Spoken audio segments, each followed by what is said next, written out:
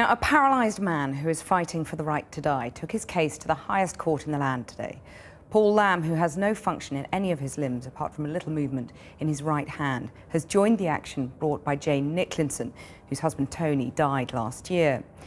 They want the blanket ban on assisted suicide changed to allow some seriously disabled people a humane and dignified death. Well, we'll be talking to Paul Lamb live in a moment. But first, our health and social care correspondent, Victoria MacDonald, explains their legal case.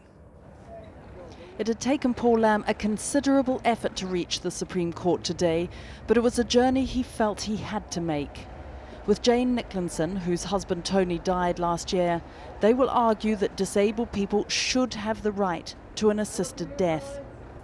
What the 9 judges sitting at the Supreme Court today have heard is essentially a defence of necessity, that doctors should be allowed to assist with suicide as long as the person involved has made a voluntary, clear and informed choice that they wish to die but can't do so without medical assistance. Mr. Nicklinson, who had locked-in syndrome, died just a few days after losing a High Court battle to end his life with the doctor's help. His wife said at the time that he had just given up, refusing all food and liquid. Claire? Can you call Mr. Lamb, who was left almost totally paralysed after an accident 23 years ago, was later given permission to take over the case.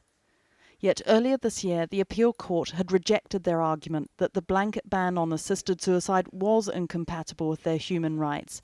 The judges said that it was for Parliament, not the courts, to decide.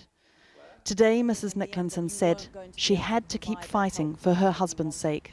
Yeah, I mean, it's a terrible feeling. I don't think anyone can imagine quite how it feels to know that the one thing that the person you love wants, you can't give it to them, you know, for legal reasons. You know, people have said to me, well, why didn't I just go ahead and end his life for him? But he would never have let me, knowing that I would, you know, risk life in prison. And before the 9 justices today, Paul Bowen QC for Mrs. Nicklinson and Mr. Lamb said the present situation had extraordinary and cruel consequences for some disabled people.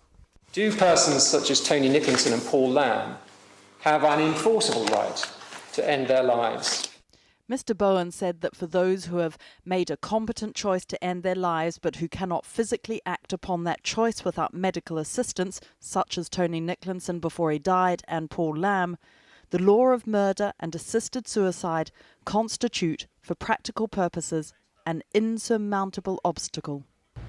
Certainly Mr. Lamb's fear is that he will be left to suffer unbearably under the law as it stands. What if I lose the use of my right hand and I can't negotiate or drive my own wheelchair? What if I start getting pressure sores and it means that I'm going to be in bed for what could be years, just turning from side to side, no quality of life? I just want to be able to know that this country will look after me. We'll resume again at 10:30 tomorrow. Tomorrow, a third strand will be added to the case. A 49-year-old known only as Martin, who's challenging the Director of Public Prosecution Policy that only close friends and family can take individuals to a suicide clinic abroad. A judgment will be handed down in the new year.